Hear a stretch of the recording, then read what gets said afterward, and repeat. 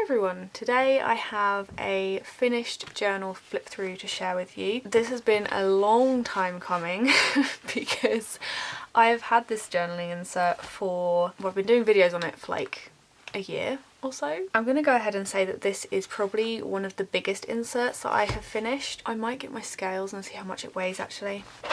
There's no real reason for this. I'm only really doing this out of curiosity. So I've got my little trusty weighing scales. It's actually going a bit yellow because that tends to be what happens when it sits in the sun. These are my scales that I use for work for the shop. Wow, okay. For some reason my brain was like, it's like 300 grams or something. 518 grams, 19 grams, 18 grams. 19 grams. Okay, apparently it's moving. That's a chunky insert. There's a lot of stuff documented in here. As a comparison, these are some of my other inserts. So this is number 1, because I always number them. This one's from 2016, and I think it just has 2016 in there. Oh, that's my first journal page that I ever shared on my channel. I don't know if any of you guys remember that. The video I did on this journaling page is actually my like top video on my channel, and it's the first creative journaling session that I shared on my channel. So if any of you guys have found me through that video, I'd love to know, because considering how many people have seen it, there must be a few of you guys who have like come along for the journey from that video. And I've got number 2, which has 2016 and 2017. I think that might actually just be 2016 as well. So I think those two together might just be 2016. Yeah, I dated that one 2016. So, and this one I've just realised I've dated as well. So that's pretty much 2016 in 2 inserts. And you can see the size of the inserts. So those are the 2 separate inserts in comparison to this one. It's quite a difference there. And then these ones I think were, so that's number 3. I've got this must be 2017. Yeah, we're on to 2017 in that one. And I'm guessing that this one's also a bit of 2017. Yeah, it's 2017 in there as well. So yeah, I've got like 2016, 2017, 2018, I haven't finished yet. That was a tough year because that was the year prior to the breakup and the move. So things were a little bit, yeah, bittersweet, shall we say. Eventually I will go back and finish that one. So this is 2019, and this is only the first section of 2019. So this is from March-ish time to, I think it was September was one of the last dates that I put in here. So this has most of the start of 2019 in it.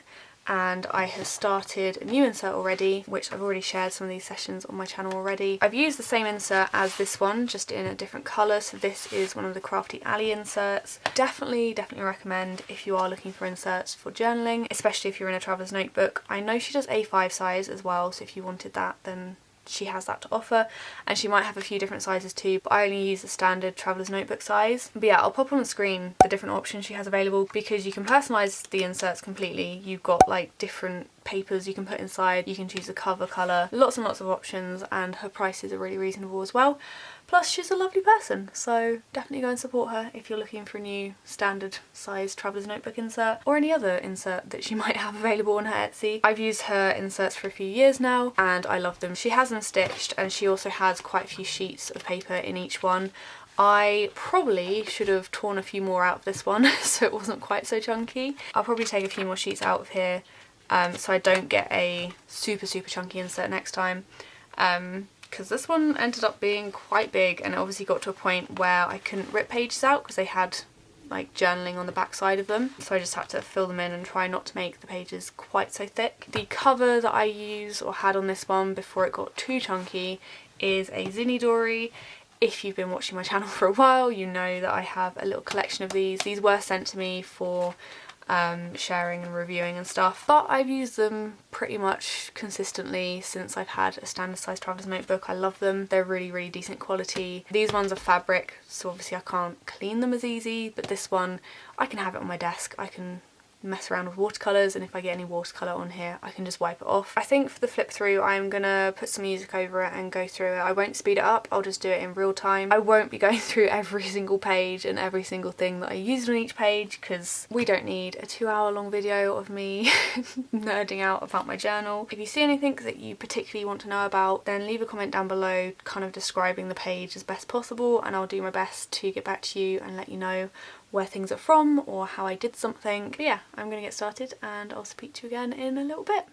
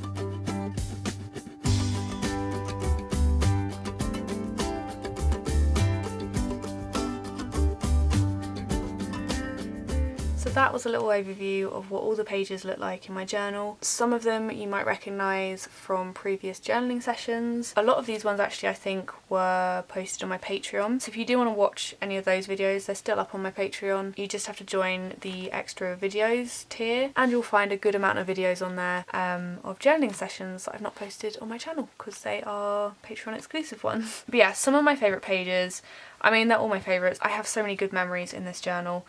But in terms of like how they look and how they came together, I think this page was one of my favourites. This is one that I used a Little Rainbow Moon creative kit with. In the pack there were these confetti, like holographic confetti pieces, so I laminated some, made a like door thing to go over the page, plus all the colours and the watercolours and everything just looks so pretty. This whole spread is one of my favourites. Both the pages by themselves, I love the colours. Green and red are opposite colours, so whenever you use those together, like the contrast is always really nice.